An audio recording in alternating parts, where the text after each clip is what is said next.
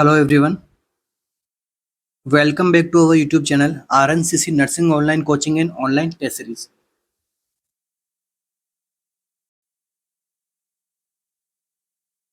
तो आज का सेशन है जो है काफ़ी इम्पोर्टेंट रहने वाला है आपके लिए, नोट सेट निम्हांस के लिए।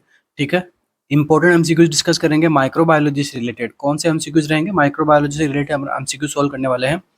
देखिए फर्स्ट एमसीक्यू क्या बोल रहा है आपको, a patient presented with infective endocarditis 6 month after. ठीक है, एक पेशेंट है जिसको अभी क्या हो गया है, इन्फेक्टिव एंडोकार्डाइटिस हो गया है। ठीक है, 6 month after prosthetic wall implantation, मतलब 6 महीने पहले उसने क्या किया था, प्रोस्थेटिक वॉल का इम्प्लांटेशन किया था। मतलब जो वॉल रहते हैं हार्ट के अंदर, उन वॉल के अंदर प्रोस्थेटिक वॉल इम्प्लांट किया गया था। वोट में बी द ईटियोलॉजिकल एजेंट। अब यहाँ पर इस कंडीशन के अंदर कौन सा ईटियोलॉजिकल एजेंट है वो रेस्पॉन्सिबल रहेगा?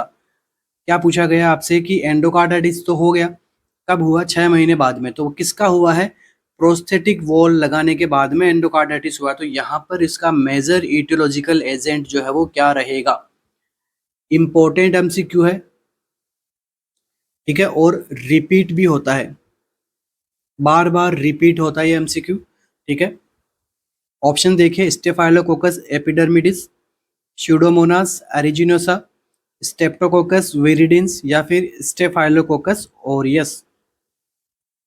क्या रहेगा अपना यहाँ पे answer?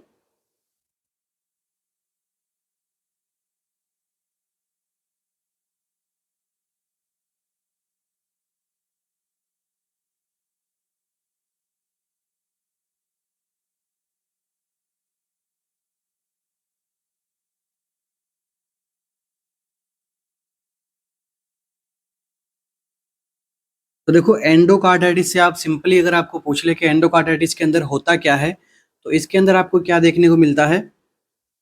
Valve defect.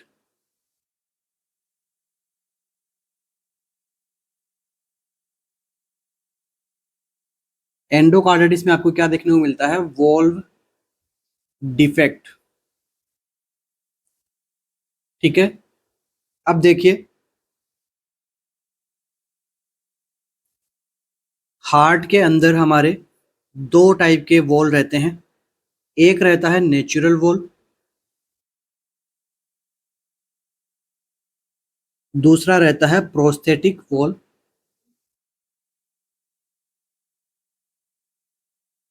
Endocarditis,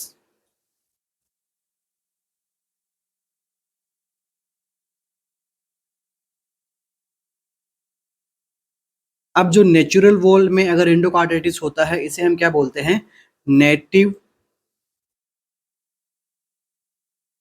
wall endocarditis. और अगर प्रोस्थेटिक वॉल के अंदर एंडोकार्डाइटिस हो रहा है, इसे हम बोलते हैं आर्टिफिशियल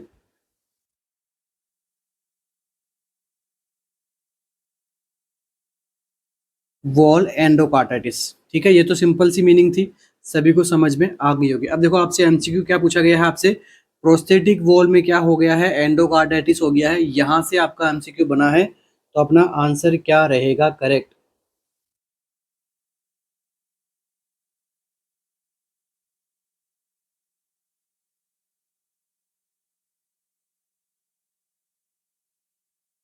तो जो यहाँ पर जो बैक्टीरिया रिस्पॉन्सिबल रहता है वो रहेगा स्टेफाइलोकोकस एपिडर्मिडिस। ठीक है, आंसर क्या होगा अपना करेक्ट? स्टेफाइलोकोकस एपिडर्मिस जो बैक्टीरिया होता है वो यहाँ पे मोस्ट कॉमन कॉज करता है प्रोस्थेटिक वॉल एंडोकार्डाइटिस। ठीक है, हो गया अपना आंसर। अब देखिए कुछ इंपोर्टेंट एमसीक्यू जो है अपने एंडोकार्डाइटिस से अपने देखने को मिलते हैं एग्जाम के अंदर, जो बार बार पूछे भी जाते हैं। सबसे पहले एमसीक्यू जो बनेगा, एक तो एमसीक्यू हमने सोल्व कर लिया, दूसरा एमसीक्यू क्या बन सकता है इसी से, कि ये बनेगा टाइप को लेके। टाइप को लेके एमसीक्यू क्या बन सकता है? मेनली 4 टाइप के एंडोकार्डाइटिस होता है। फर्स्ट होता है, उसे हम बोलते हैं एक्यूट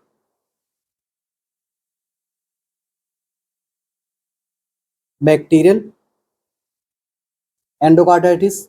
सेकंड जो होता है वो होता है सब एक्यूट बैक्टीरियल एंडोकार्डाइटिस। थर्ड यहाँ पे जो देखने को मिलता है वो मिलता है एंडोकार्डाइटिस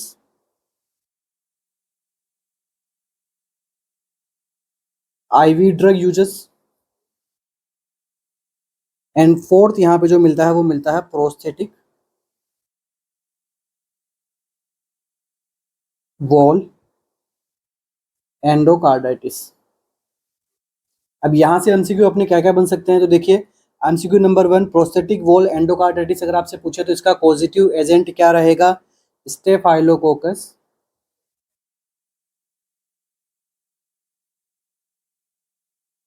कौन सा, एपिडर्मिडिस।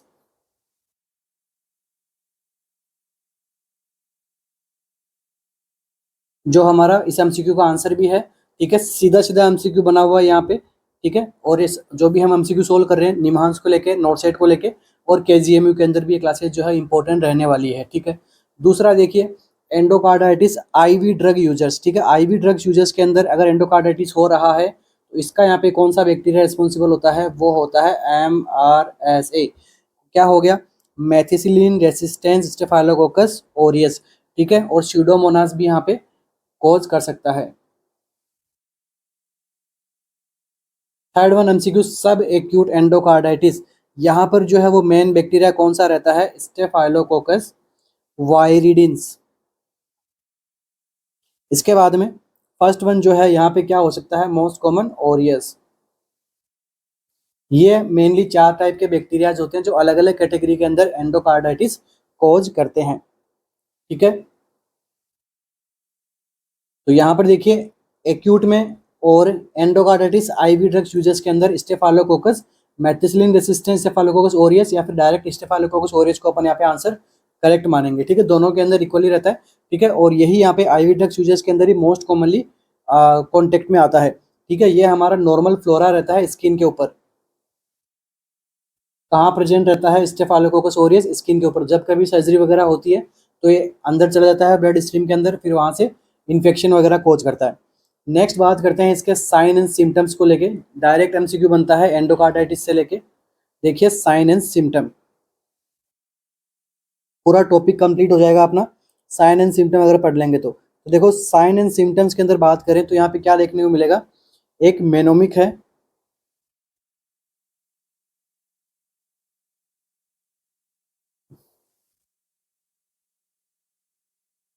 फ्रॉम जैन, ठीक है, फ्रॉम जैन एक नाम है, ठीक है, कोई जैन नाम का कोई साइंटिस्ट होगा या साइंटिस्ट होगी उनकी तरफ से, ठीक है, फ्रॉम जैन। अब देखिए इसका मेनू में किस प्रकार से बनेगा, एफ से क्या हो जाएगा, फीवर आ जा, फीवर रहेगा पेशेंट को। आर से क्या रहेगा, देखिए एक क्लासिकल कैरेक्टरिस्टिक साइन भी हम साथ साथ में पढ़ेंगे और बेसिक कॉमन साइन सिम्टम भी साथ में देखेंगे, एमसीक्यू आते हैं इससे। आर से क्या होता है, रोथ स्पॉट। एग्जामिनर आपसे पूछ ले कि रोथ स्पॉट कहाँ देखने को मिलते हैं, तो एंडोकार्डाइटिस के अंदर।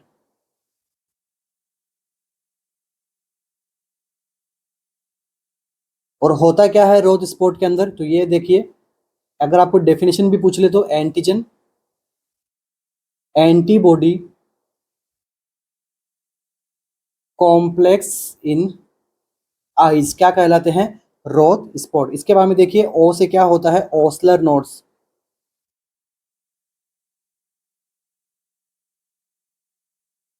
ओ से क्या रहता है, ओस्लर नोड्स। ओस्लर नोड्स क्या होते हैं, painful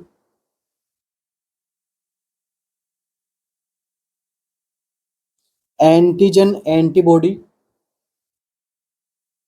complex deposit in pads of fingers क्या कहलाता है, ओस्लर नोड्स, ठीक है, या फिर हम इसको कह सकते हैं डिजिट्स।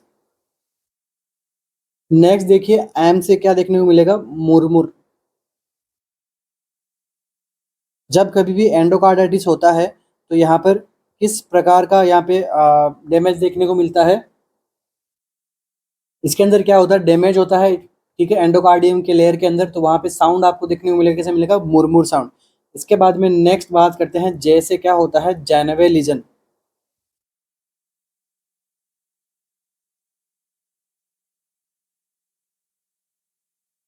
एमसीक्यू बनता है कि जेनेवे लीजन्स कौन सी कंडीशन में देखने को मिलता है हमें, ठीक है। तो देखिए जेनेवे लीजन्स के अंदर क्या होता है, एरिथेमस लीजन बन जाते हैं बॉडी के अंदर,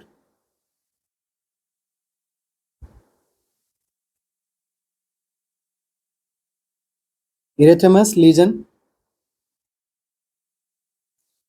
ड्यू टू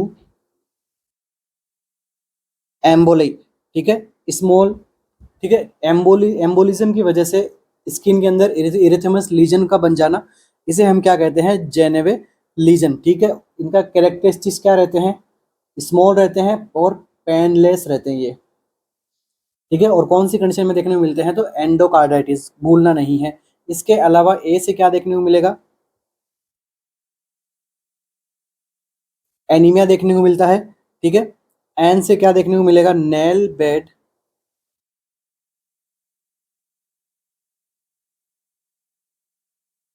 हेमरेज, ठीक है, नेल बेड हेमरेज देखने को मिलेगा।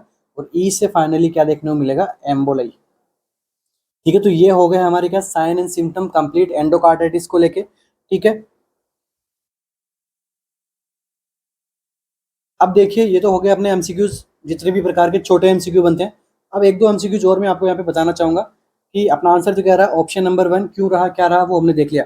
अब देखो नेचुरल वॉल में क्या देखने को मिलता है आपको, एंडोकार्डाइटिस देखने को मिलता है। तो यहाँ पर नेचुरल वॉल में कौन से हो सकते हैं, नेचुरल वॉल में mitral valve, aortic wall, tricuspid wall, ठीक है।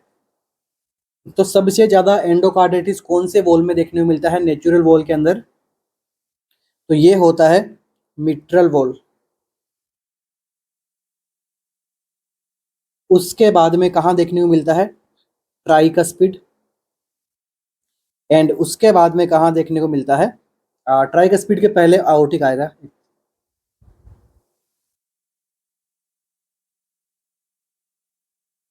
और फिर ट्राइकस्पिड। एमसीक्यू बन सकता है कि मोस्ट कॉमन वॉल कौन सा यहाँ पे डैमेज होता है एंडोकार्डाइटिस के अंदर, तो मिट्रल वॉल। प्रोस्थेटिक वॉल का नहीं पूछा जाएगा, वहां पे नॉर्मल वॉल का पूछा जाएगा, ठीक है। फर्स्ट एमसीक्यू का आंसर क्या होगा, स्टेफाइलोकोकस एपिडर्मिस क्यों हुआ, क्या हुआ, ये सब हमने डिस्कस कर लिया है, ठीक है। डिस्कशन हमने इसलिए इतना ज्यादा लेंथी कर रहे हैं क्योंकि एम्स आपके नेक्स्ट एम्स की प्रिपरेशन आज से शुरू हो रही है अपने यहाँ पे। साथ साथ में निमांस के लिए भी आपको मैं प्रिपेयर करवा रहा हूँ, ठीक है। साइकेट्रिक इंपॉर्टेंट है निमांस के लिए, उसकी भी क्लासेस में लूंगा आप सभी की, ठीक है। कंप्लीट साइकेट्रिक कवर कर लेंगे हम एमसीक्यूज के अंदर और डिस्कशन के अंदर, ठीक है। Next MCQ, next MCQ, A neonate is admitted with the features of meningitis. Bacteria isolated from the cerebrospinal fluid is bacitracin resistance. देखिए क्या पूछा गया आपसे, चूज द करेक्ट पैथोजन। हमें क्या करना है, करेक्ट पैथोजन कौन सा है वो हमें पता लगाना है कि ये जो यहाँ पे प्रॉब्लम हो रही है इसका करेक्ट पैथोजन कौन सा है। और मोस्ट रिसेंट क्वेश्चन जुलाई 2023, ठीक है। जून जुलाई के अंदर जो आपके पेपर हुए थे जून के अंदर मोस्ट प्रोबेबली, तो वहां पर ये जो एमसीक्यू इस टाइप के एमसीक्यू जो है वो पूछे गए थे, ठीक है। और अपनी टेस्ट सीरीज के अंदर भी इंपॉर्टेंट एमसीक्यू इस प्रकार से सिमिलर से दिया गया था, ठीक है। तो देखिए क्या पूछा गया, एक नियोनेट है जिसके क्या आ रहा है, मेनिंजाइटिस के फीचर्स उसके अंदर देखने को मिले, मतलब साइन एंड सिम्टम्स आ गए मेनिंजाइटिस के। अब हमने क्या किया है, उसका सीएसएफ फ्लूइड से हमने क्या कर दिया, बैक्टीरिया को हमने आइसोलेट किया है, ठीक है। बैक्टीरिया को आइसोलेट किसकी वजह से किया गया, कौन से मेथड की वजह से किया गया है, तो बैक्टीरिया ने, जब बैक्टीरिया को आइसोलेट किया गया था तो उसके अंदर कुछ केमिकल डाला गया। तो जब केमिकल वगैरह डाला गया फिर हमने जब लेबोरेटरी के अंदर हमने जब इसको आइसोलेट करने की कोशिश की तो किससे की, बेसिट्रेसिन से, ठीक है। और बैक्टीरिया ने क्या दिखाया, बेसिट्रेसिन से रेसिस्टेंट दिखाया, ठीक है। तो कौन सा ऐसा बैक्टीरिया है जो बेसिट्रेसिन से रेसिस्टेंस होता है, जीबीएस, जीएएस, लिस्टीरिया या फिर इकोलाई, क्या रहेगा अपना यहाँ पे आंसर।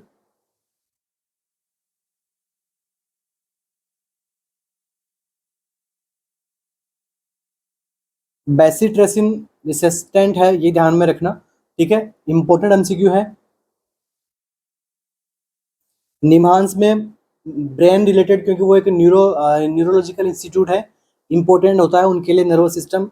और हर बार एग्जाम में एमसीक्यू एक दो एमसीक्यू या ज़्यादा ही मान लो, मेरे अकॉर्डिंग तो 5 एमसीक्यूज आपको नर्वस सिस्टम से रिलेटेड वहाँ पे देखने को मिलेंगे 100%। तो देखिए यहाँ पर क्या आंसर होगा, देखिए यहाँ पे एक आपको वर्ड दिखा होगा, अगर नहीं पता तो उसको देख लेते हैं। वर्ड क्या था अपना, बेसिट्रेसिन।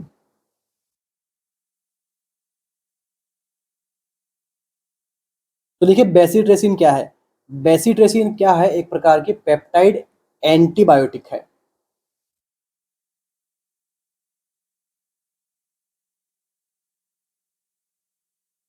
ठीक है, क्या है? पेप्टाइड एंटीबायोटिक है, जिसको कौन प्रोड्यूस करता है? Produced by bacillus subtilis. ठीक है, बैसिलस सबटिल्स के द्वारा जो पेप्टाइड एंटीबायोटिक प्रोड्यूस होती है उसे अपन क्या बोलते हैं? बेसिट्रेसिन। ठीक है, और ये एंटीबॉडी क्या करती है?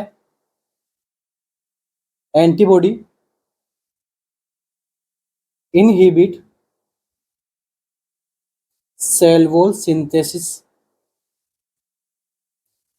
ठीक है, क्या करती है? सेल बैक्टीरिया के सेल वॉल सिंथेसिस को ये क्या करती है? इनहिबिट करती है। ठीक है, ये आपका यहाँ पे एमसीक्यू क्लियर हो गया कि बेसिट्रेसिन क्या होता है।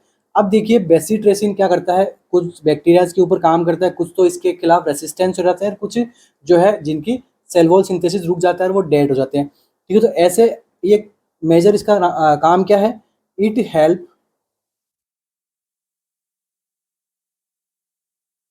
टू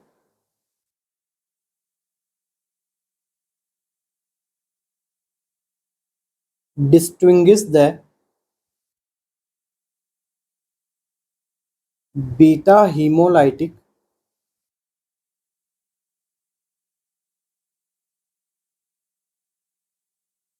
स्टेप्टोकोकई कौन सी होती है? Streptococcus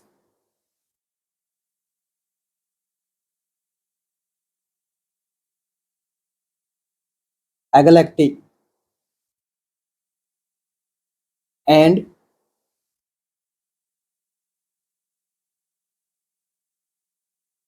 streptococcus pyogenes. इन दोनों मेजर ग्रुप ऑफ बैक्टीरिया को डिफ्रेंशिएट करने के लिए, डिस्टिंग्विश करने के लिए हम जिस स्टेन का यूज में लेते हैं तो वो क्या है? Bacteria bacitracin. ठीक है, तो ये क्या करता है? हमें डिस्टिंग्विश करने में, अलग अलग करने में हेल्प करता है। तो ऐसे बैक्टीरिया जो इसके खिलाफ रेसिस्टेंस दिखाते हैं उन बैक्टीरिया को कौन क्या कहते हैं? स्टेप्टोकोकई एगलैक्टाई बैक्टीरिया। ठीक है, तो स्टेप्टोकोकई एगलैक्टाई बैक्टीरिया जो होते हैं इसके खिलाफ क्या करते हैं? रेसिस्टेंस दिखाते हैं। तो कौन सा ऐसा बैक्टीरिया है जो बेसिट्रेसिन रेसिस्टेंस है? इस एमसीक्यू के अंदर आंसर क्या रहेगा? जीबीएस। जीबीएस यहाँ पे गुलिनबायर सिंड्रोम से आप मत इसको कन्वर्ट कर लेना। ठीक है, जीबीएस का क्या मतलब होता है? Group B streptococcus. इसको मैं इरेज कर रहा हूँ अभी, समझ में आ गया होगा आपके कि बेसिट्रेसिन क्या होता है। निमांस के लिए इंपॉर्टेंट है ये। ठीक है, निमांस और नेक्स्ट नोटसेट प्री और मेंस दोनों के लिए इंपॉर्टेंट क्लासेज जो है आज से कंटिन्यू शुरू हम स्टार्ट कर रहे हैं। ठीक है, क्योंकि हमारे पास में ज़्यादातर जो स्टूडेंट्स हैं अपने वो इन्हीं नोटसेट्स के एग्जाम के लिए ज़्यादा प्रिपरेशन करने वाले। जब हमने फीडबैक देखा तो ज़्यादातर यही कहा कि टॉपिक डिस्कशन करवाइए, साथ साथ में इंपॉर्टेंट एमसीक्यूज को सोल्व करते हुए चलिए, क्योंकि बेसिक से एमसीक्यू सबको आते हैं आजकल, क्योंकि सभी लोग गाइड सबके पास में होती है, सभी अपने अपने टेस्ट सीरीज वगैरह सबके नोट्स वगैरह सब लोग पढ़ते रहते हैं। ठीक है, अब देखिए जीबीएस का क्या फुल फॉर्म हो गया? Group B streptococcus. ठीक है, ग्रुप बी स्ट्रेप्टोकोकस यहाँ पे अपना क्या रहेगा? आंसर रहेगा। इससे और एमसीक्यू निकलेंगे तो देखिए ये क्या है? Most common cause for neonatal meningitis. Exam में अगर आपसे पूछा जाए कि नियोनेटल मेनिंजाइटिस का मोस्ट कॉमन कोज क्या है तो होगा group B streptococcus. Second MCQ से क्या बनेगा कि ये क्या करता है? सेप्सिस अपीयर कर देता है इसके अंदर, न्यूबॉर्न्स के अंदर। ठीक है, तो ये यही बैक्टीरिया क्या क्या करता है? मोस्ट कॉमन सेप्सिस जनरेट कर देता है किसके अंदर? न्यूबॉर्न्स के अंदर। और यही बैक्टीरिया जो है वो क्या है? Bacitracin resistance.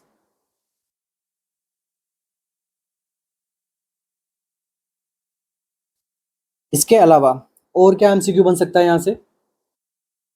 और जो इसको जो मेनिंजाइटिस हुआ है नियोनेट को यहाँ पे, तो ये कौन से टाइम पीरियड के अंदर हो सकता है? तो चाइल्ड बर्थ के टाइम पे यहाँ पे इन्फेक्शन मोस्ट कॉमनली यहाँ पे देखने को मिलता है। नेक्स्ट बैक्टीरिया देखिए अपना कौन सा है? जीएएस। ये कौन सा है? Group A streptococcus.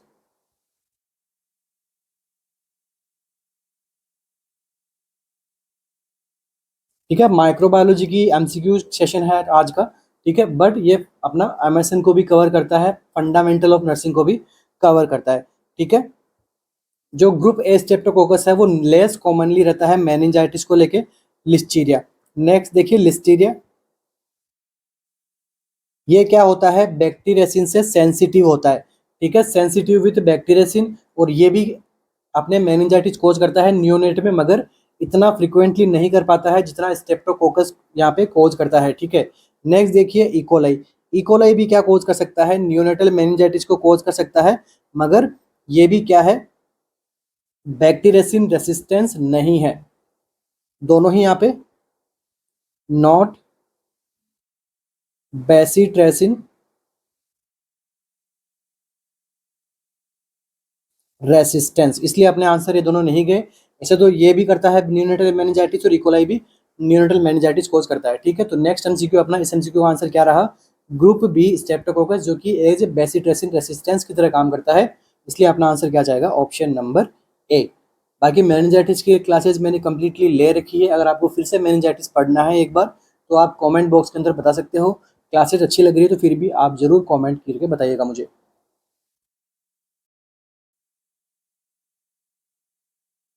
Next MCQ, corneal scraping obtained from a patient presented with hydrophobia, choose the best test, ठीक है। देखिए एक पेशेंट है जो हमारे पास में प्रेजेंट हुआ है किससे, हाइड्रोफोबिया के साथ में, और हमने अभी उसमें क्या कर रहे हैं, कॉर्नियल स्क्रैपिंग हमें करनी है, ठीक है। तो कौन सा टेस्ट जो है वो यहाँ पर बेस्ट टेस्ट रहेगा इसके लिए, हाइड्रोफोबिया किस वजह से हुआ है, क्या हुआ है, उसका बारे में पता लगाने के लिए, RTPCR, serum viral load, antibody detection by ELISA, antigen detection by Elijah.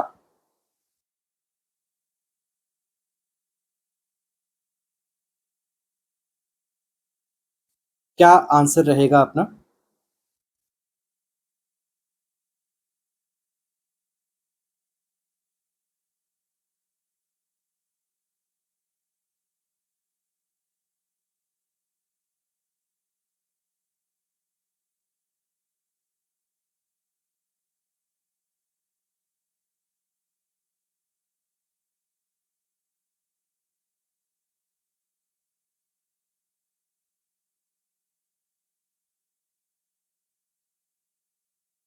एक प्रकार से हम क्या कर रहे हैं यहाँ पे, कॉर्नियल अपन कॉर्निया का सैंपल यहाँ पे एक तरीके से कलेक्ट कर रहे हैं, ठीक है। उसके बाद में पेशेंट को हुआ क्या है, हाइड्रोफोबिया हुआ है, ठीक है, और इस कंडीशन में हम उसका बेस्ट टेस्ट कौन सा करेंगे।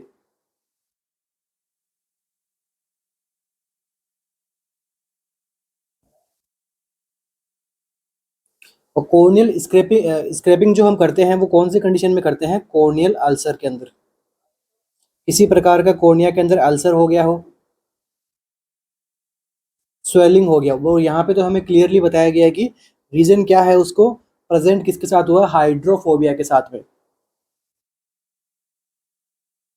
अभी अपना आंसर क्या करेक्ट रहेगा, इंपॉर्टेंट एमसीक्यू है, ठीक है।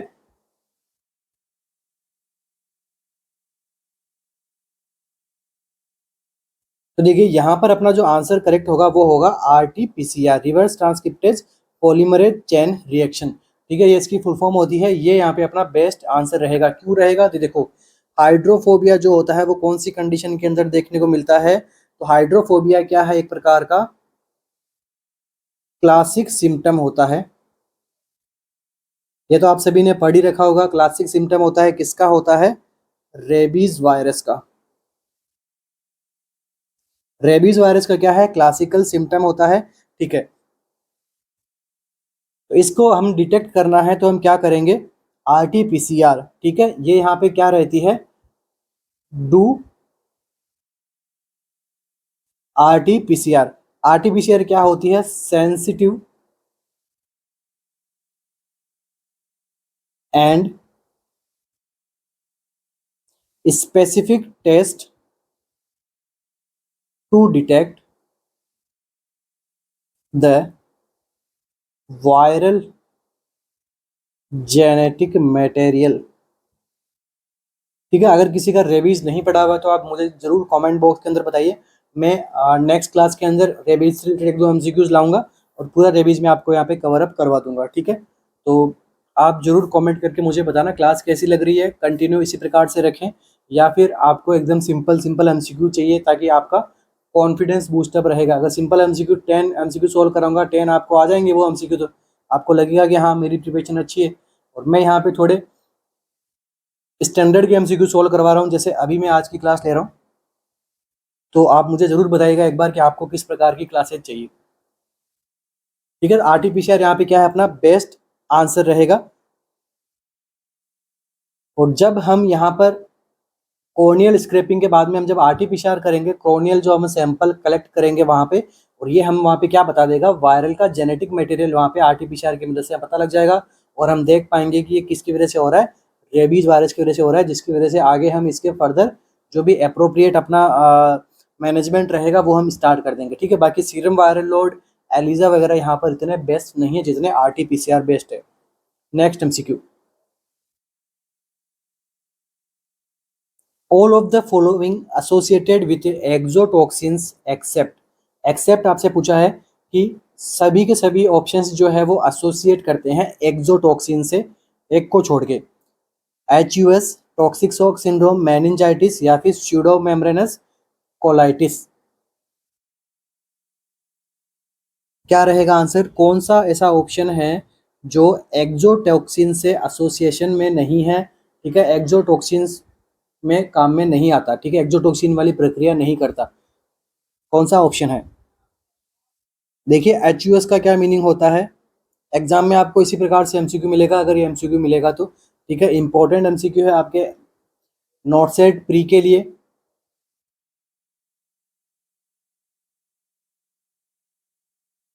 और निम्हांस के लिए।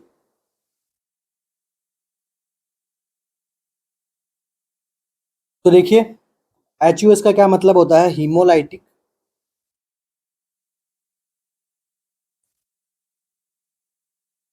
Uraemic syndrome. अब अगर आप आंसर बता पाओ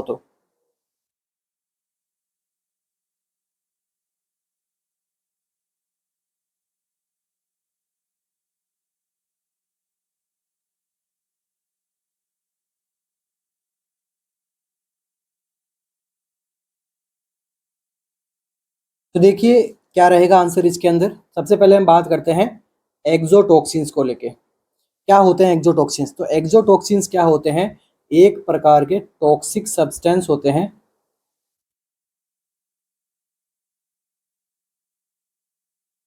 released by bacteria as a part of their growth and metabolism. तो एक्सोटॉक्सिन को कौन रिलीज करता है, बैक्टीरिया रिलीज करते हैं। क्यों करते हैं, ताकि उनकी प्रॉपर ग्रोथ हो और प्रॉपर मेटाबॉलिज्म कंटिन्यू आगे प्रोसेस में करता रहे। तो ये जो स्टेप्स वगैरह है इसे हम क्या बोलते हैं, एक्सोटॉक्सिन्स। कौन इसको करता है, बैक्टीरिया। क्यों करता है, अपने ही ग्रोथ के लिए, अपने ही मेटाबॉलिज्म के लिए। ठीक है, और यही जो टॉक्सिन्स होते हैं यही जो है वो डिजीज कोज करते हैं। ठीक है, इन्हीं टॉक्सिन्स की वजह से क्या होती है, डिजीज होती है। ठीक है, बैक्टीरिया अपनी बॉडी में आया, अपनी ग्रोथ के लिए, अपने मेटाबॉलिज्म के लिए उसने क्या बनाया, एक्सोटॉक्सिन। ठीक है, और यही जो टॉक्सिन्स है आगे जाके क्या कोज करते हैं, सर्टेन टाइप की डिजीज कोज करते हैं। ठीक है, अब देखिए कौन सा ऐसा बैक्टीरिया है जो अपने ग्रोथ के लिए, अपने मेटाबॉलिज्म के लिए टॉक्सिन्स, एक्सोटॉक्सिन्स नहीं बनाता है। यहाँ पर अपना जो आंसर रहेगा वो रहेगा मेनिंजाइटिस। ठीक है, मेनिंजाइटिस है वो काफी इंडिपेंडेंट है भाई। ठीक है, तो देखो क्या आंसर रहेगा, मेनिंजाइटिस। तो देखिए जो मेनिंजाइटिस जो होता है वो क्या करता है, एक तरीके से बैक्टीरिया का इन्वेजन होता है।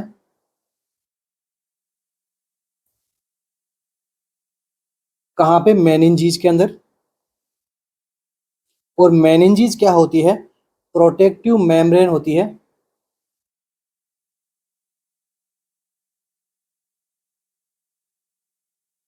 ठीक है, किसकी, ब्रेन की एंड स्पाइनल कॉर्ड की। और ये जो मेनिंजाइटिस जो कोज करने वाले जो बैक्टीरियाज वगैरह रहते हैं ये मोस्ट कॉमनली कहाँ पे अपने ज़्यादा प्रेजेंस दिखाते हैं, सेरेब्रोस्पाइनल फ्लूइड वगैरह से वहाँ पे अपने ग्रोथ एंड मल्टीप्लिकेशन करते रहते हैं, ठीक है। इसको जो है वो टॉक्सिन्स की मदद नहीं लेनी पड़ती है खुद के ही ग्रोथ और मेटाबॉलिज्म के लिए, ठीक है। इसलिए अपना आंसर क्या रहेगा यहाँ पे, मेनिंजाइटिस। बाकी hemolytic uremic system, toxic shock syndrome, pseudomonas colitis, ये सभी जो है वो टॉक्सिन्स के ऊपर जो है वो निर्भर रहते हैं। देखिए स्यूडोमेम्ब्रेन कोलाइटिस के लिए रेस्पॉन्सिबल ऑर्गेनिज्म कौन सा होता है, आ सकता है एग्जाम के अंदर पूछ ले डायरेक्ट आपके माइक्रोबायोलॉजी सब्जेक्ट में से, ठीक है। Clostridium difficile.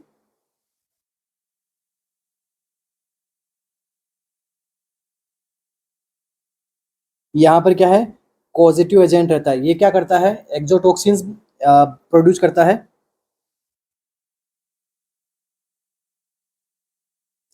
तो इससे क्या होगा, जो अपने इंटेस्टाइन की जो लाइनिंग होती है वो क्या करेगा, डैमेज करेगा और कोलाइटिस कोज कर देगा। बाकी ह्यूमोलाइटिक यूरेमिक सिंड्रोम हो गया, चाहे अपना टॉक्सिक शॉक सिंड्रोम हो गया, ये भी क्या करते हैं, टॉक्सिन प्रोड्यूसिंग बैक्टीरियाज होते हैं, ठीक है। हीमोलाइटिक यूरेमिक सिंड्रोम को कौन कोज करता है, E coli.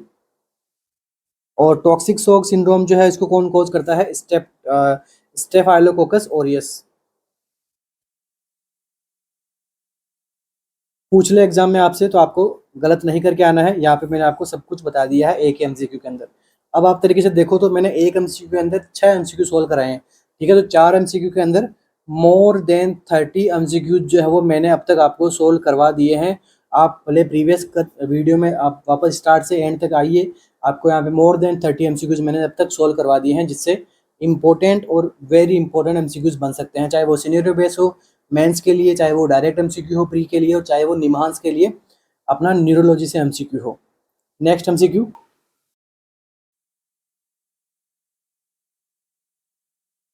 which of the following antibodies immunoglobulins found in highest concentration in blood और सीरम।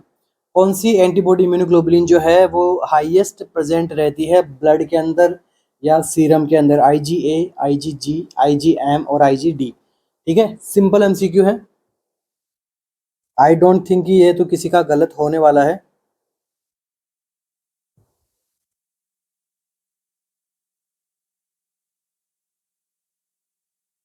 तो देखिए यहाँ पर अपना जो आंसर रहेगा, इसके अंदर ज़रा आप डिले नहीं करेंगे, सबको आ रहा होगा ये एमसीक्यू। यहाँ पर अपना आंसर जो होगा वो होगा आईजीजी, ठीक है। तो इसका क्या रहता है, सबसे पहला एमसीक्यू ये बनेगा कि ये क्या है, हाईएस्ट कंसंट्रेशन वाली एंटीबॉडी एंटीबॉडी इम्यूनोग्लोबुलिन्स होती है ब्लड के अंदर, ठीक है। दूसरा, ये क्या प्रोवाइड करती है, हाईएस्ट कंसंट्रेशन होने की वजह से long term immunity, long term immunity यहाँ पे प्रोवाइड करती है। थर्ड एमसीक्यू क्या बनेगा इससे, क्रॉस प्लेसेंटा बैरियर, या फिर सिंपल से लिख सकते हैं क्रॉस द प्लेसेंटा। जब प्लेसेंटा को क्रॉस करेगी तो फीटस को इम्यूनिटी प्रोवाइड होगी, तो फीटस को इम्यूनिटी जो मिलेगी वो किस प्रकार की रहेगी, पैसिव इम्यूनिटी,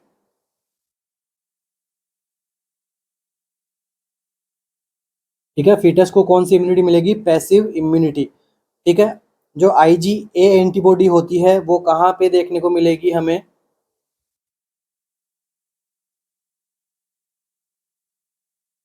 बॉडी सिक्रेशंस, ठीक है। बॉडी सिक्रेशंस के अंदर मिलेगी, like saliva, tears, breast milk. इसके बाद में देखिए आईजीएम, ये हमें कहाँ पे देखने को मिलती है। इससे एमसीक्यू जो हमें बनेगा वो बनेगा कि अगर अपनी बॉडी में इन्फेक्शन आया, ठीक है, ठीक है, इन्फेक्शन डेवलप हुआ, तो फर्स्ट इम्यून रिस्पॉन्स कौन देता है, first immune response against the infection कौन करता है, तो वो होता है आईजीएम, ठीक है। तो इंपॉर्टेंट जो एंटीबॉडीज है उनके बारे में हमने पढ़ा है। नेक्स्ट एमसीक्यू,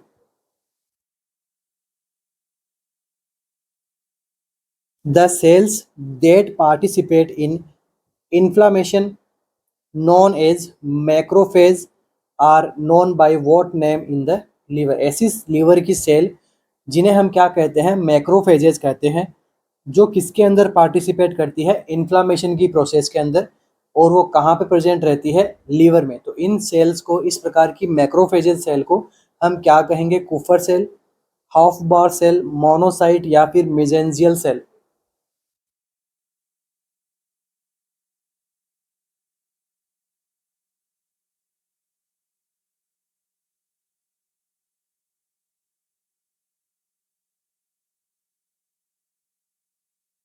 तो देखो लीवर के अंदर जो मैक्रोफेजेस रहती है, जो इन्फ्लामेशन प्रोसेस के अंदर हेल्प करती है, क्या आंसर करेक्ट रहेगा यहाँ पे अपना, कूफर सेल। ठीक है, यहाँ पे ऑप्शन थोड़े ऊपर नीचे हो गए। ठीक है, आंसर क्या रहेगा, कूफर सेल।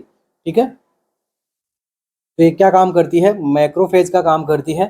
ठीक है, फेगोसाइटोसिस करती है, एक तरीके से आपको समझना है। ठीक है, नेक्स्ट देखिए, Hofbauer cell.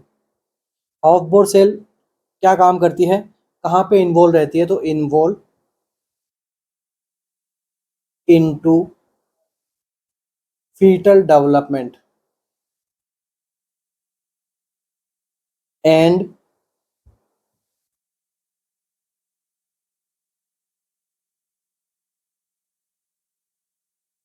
Immune regulation with in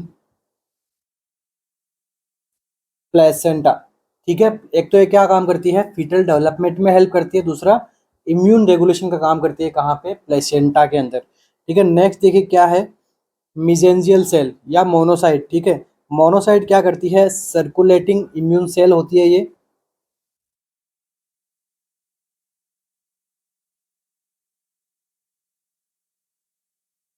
ये क्या होती है, सर्कुलेटिंग इम्यून सेल होती है, जो डिफ्रेंशिएट करती है मैक्रोफेजेस के अंदर। ठीक है, डिफ्रेंशिएट करती है मैक्रोफेज के अंदर, लाइक ये टिश्यू है, ये टिश्यू है, ये टिश्यू है। मैक्रोफेज को बताएगी आप इस टिश्यू पे जाओ, आप इस टिश्यू पे जाओ, आप इस टिश्यू पे जाओ। ठीक है, सर्कुलेटिंग इम्यून सेल्स के अंदर काम करती है, और बाद में ये डिफ्रेंशिएट किसके अंदर होती है, मैक्रोफेज के अंदर, और बाद में अलग अलग टिश्यूज के अंदर ये मूव करती है। नेक्स्ट देखिए, मिजेंजियल सेल। मिजेंजियल सेल जो कहाँ पे प्रेजेंट देखने को मिलेगी, ये भी एक प्रकार के कहाँ पे फंक्शन करती है, स्ट्रक्चरल सपोर्ट देती है।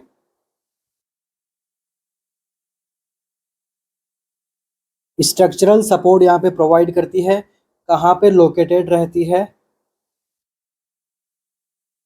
Located into glomeruli. ठीक है, कहाँ पे, रीनल, रीनल ग्लोमेरुलाई में क्या रहती है, लोकेटेड रहती है। ठीक है, फिल्ट्रेशन फंक्शंस के, स्ट्रक्चरल सपोर्ट एंड फिल्ट्रेशन, ये अपने काम करती है कौन, मिजेंजियल सेल्स। ठीक है, तो ये अपना इस एमसीक्यू का आंसर हो गए। चारों टॉपिक हमने पढ़ लिए, अलग अलग सेल्स के बारे में देख लिया हमने। नेक्स्ट एमसीक्यू,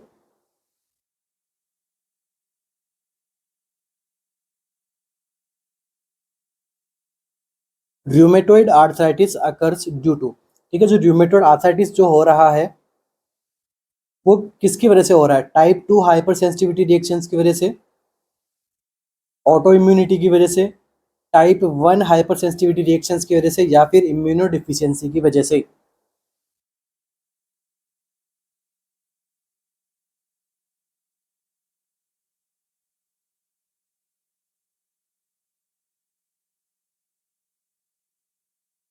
तो देखो, जो रूमेटोइड आर्थराइटिस जो होता है, इसके अंदर होता क्या है, in chronic inflammation of the joint.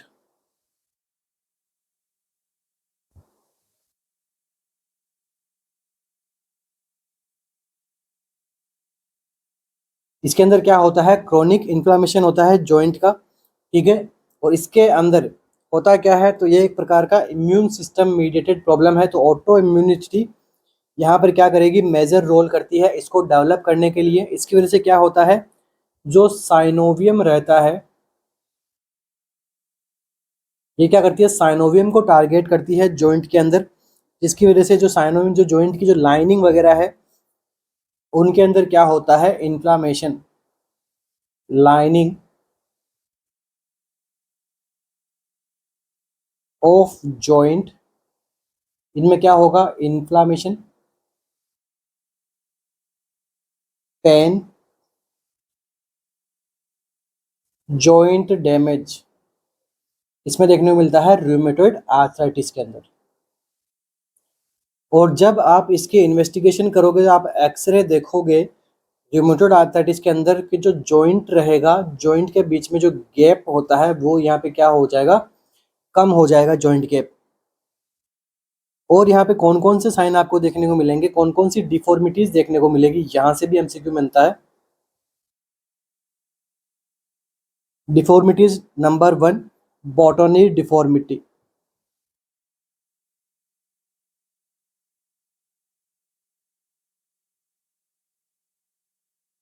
Second deformity यहाँ पे देखने को मिलेगी, वो मिलेगी स्वान नेक डिफॉर्मिटी।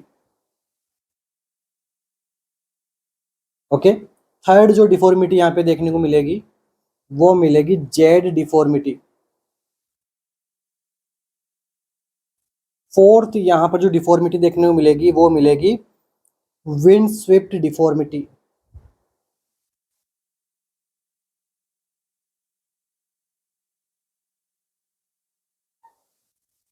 फिफ्थ यहाँ पे डिफॉर्मिटी देखने को मिलेगी तो वो मिलेगी हेलस वेलस डिफॉर्मिटी।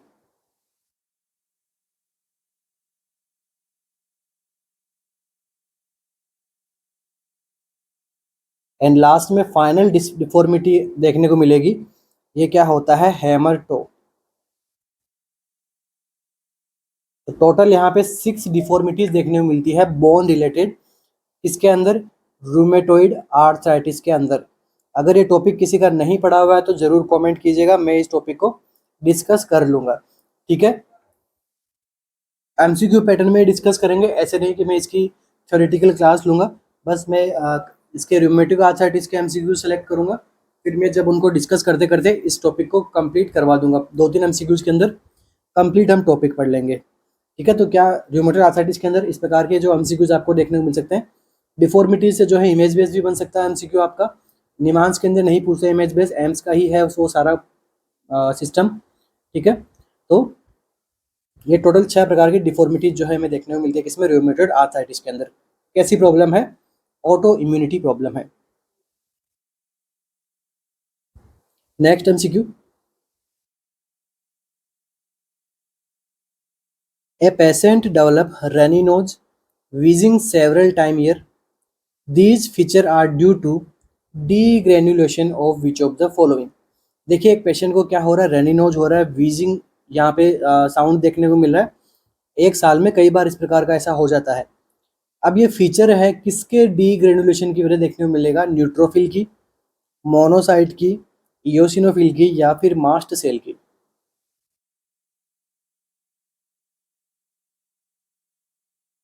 जो ये आपको प्रॉब्लम्स देखने को मिल रही है, ये किसके डीग्रेनुलेशन की वजह से देखने को मिलती है।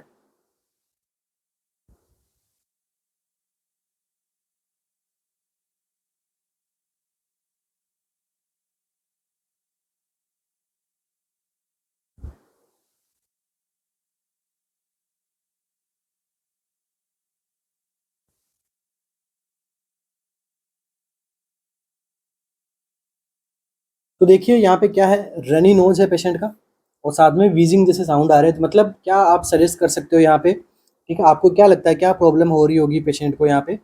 ये एक प्रकार के क्या हो रहे हैं, उसको एलर्जिक रिएक्शंस हो रही है और कुछ नहीं है।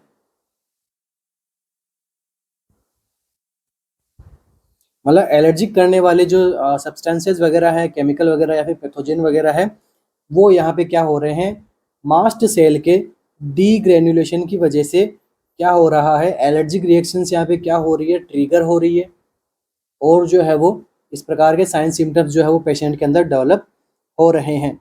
और यहाँ पे क्या देखने को मिल सकता है पेशेंट को, ईचिंग भी देखने को मिल सकती है, नेजल कंजेशन भी देखने को मिल सकता है।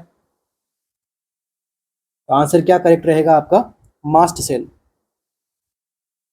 नेक्स्ट एमसीक्यू,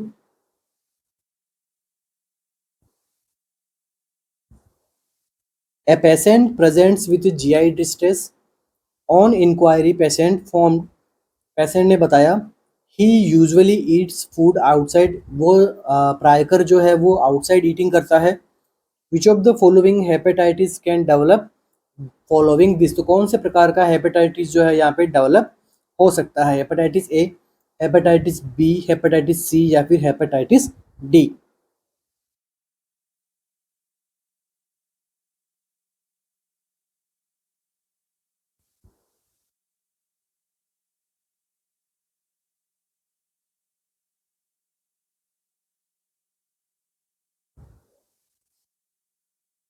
तो देखिए यहाँ पर जो आपको रूट दिखाई दे रहा है, अगर आप समझ पा रहे हो इस एमसीक्यू को कि कौन से रूट से इन्फेक्शन हो रहा है, तो ये जो रूट है वो कौन सा है? फीको ओरल रूट। कौन सा रूट है ये? फीको ओरल रूट है। अब फीको ओरल रूट से कौन से प्रकार का हेपेटाइटिस होता है? तो आंसर क्या जाएगा? Hepatitis A.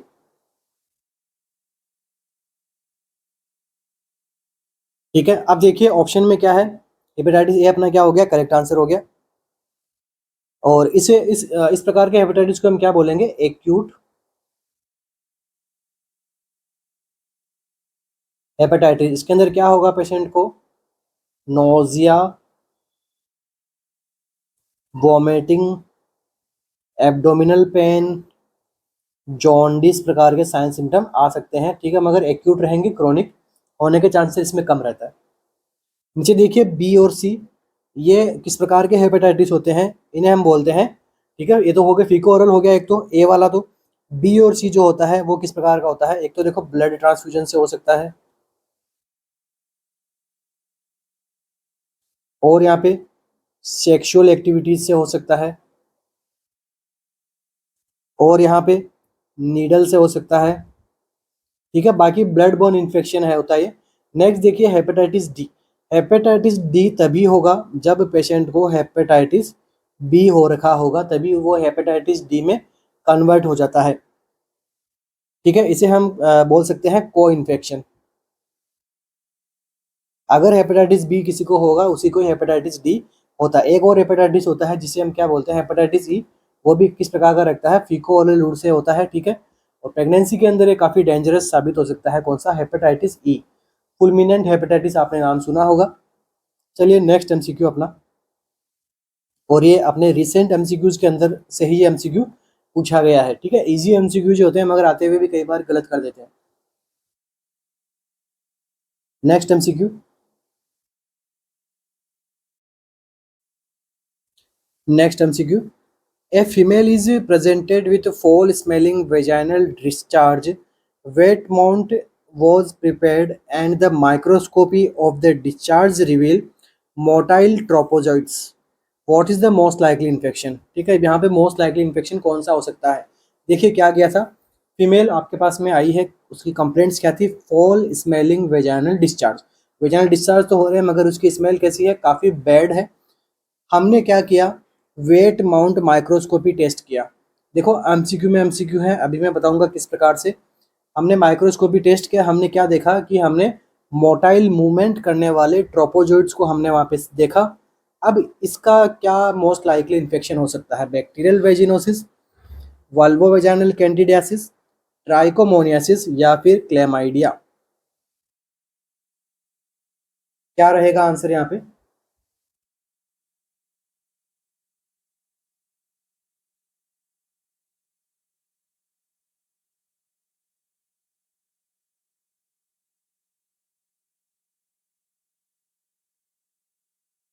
देखो जो ट्रोपोजोइड्स होते हैं वो यहाँ पे क्या मेजर रोल लीड करते हुए आपको दिखाई दे रहे हैं, क्योंकि यहाँ पे जब हमने वेट माउंट माइक्रोस्कोपी टेस्ट की तो क्या देखा आपने? मोटिलिटी देखने को मिली। तो अपना आंसर क्या रहेगा यहाँ पे? ट्राइकोमोनियासिस। ठीक है, ट्राइकोमोनियासिस क्या होते हैं? ट्रोपोजोइड्स होते हैं। ठीक है, प्रोटोजोआ पैरासाइट है ये।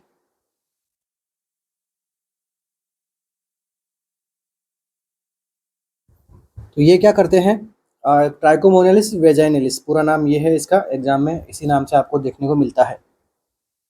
अब इसके अंदर कौन कौन से सिम्टम्स आपको देखने को मिलेंगे? तो देखो फॉल स्मॉलिंग वेजाइनल डिस्चार्ज तो एक तो आपको देखने को मिलेगा, और यहाँ पे क्या देखने को मिलेगा? ईचिंग, इरिटेशन, इस प्रकार के साइन सिम्टम्स जो है यहाँ पे आपको देखने को मिलेंगे। अब हम इनको असेसमेंट करने के लिए हम एक टेस्ट करते हैं जिसे हम क्या बोलते हैं? Wet mount test. इस टेस्ट के अंदर हम क्या करते हैं, वेट माउंट नाम से एक माइक्रोस्कोप होते हैं जिससे हम ये टेस्ट करते हैं।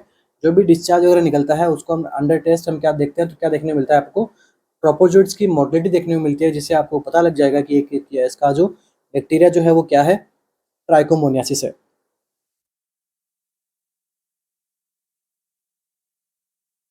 बैक्टीरियल वेजिनोसिस जो होता है वो आपके देखो बैक्टीरिया वेजाना के अंदर बैक्टीरिया प्रेजेंट रहते हैं, ठीक है, जो उसके पीएच को मेंटेन करके रखते हैं, ठीक है। अब अगर इन वेजाइनल की जो नॉर्मल फ्लोराज वगैरह है उनकी पीएच का इम्बेलेंस होना किसी वजह से, या फिर ज़्यादा इन्फेक्शन डेवलप होने की वजह से पीएच का इम्बेलेंस होना, वो क्या कॉज कर देता है, बैक्टीरियल वेजाइनोसिस। नेक्स्ट देखिए क्या बताया गया है, वल्वो वेजाइनल कैंडिडियासिस। तो ये यहाँ पे किसकी वजह से देखने को मिलता है, कैंडिडा एल्बिकेंस।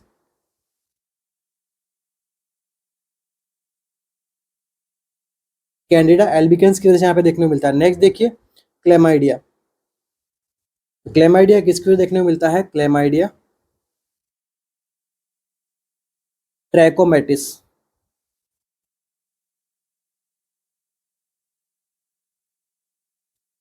और इसके अंदर जो होता है वो मोटाइल ट्रोपोजोइड्स यहाँ पे एसोसिएटेड इससे नहीं है, ठीक है। इन किसी से भी मोटाइल ट्रोपोजोइड्स एसोसिएट नहीं है, आपको ऑप्शन में क्लियरली क्वेश्चन में क्लियरली बताया गया है। तो आपका आंसर क्या करेक्ट रहेगा, ट्राइकोमोनियासिस। मिलते हैं अपने नेक्स्ट सेशन के अंदर।